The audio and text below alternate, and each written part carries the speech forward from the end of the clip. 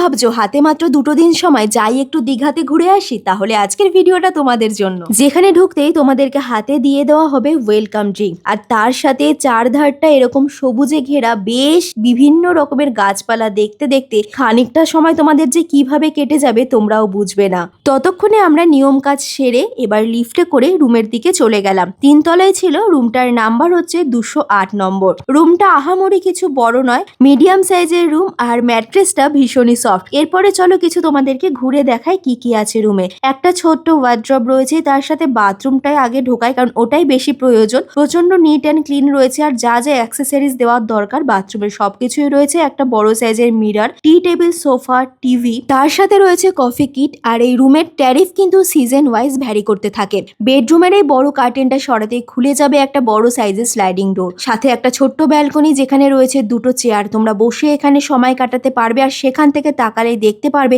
একটা বড় সাইজের সুইমিং পুল, যেখানে কিন্তু চিলড্রেন্সদের জন্য আলাদা সেকশন রয়েছে।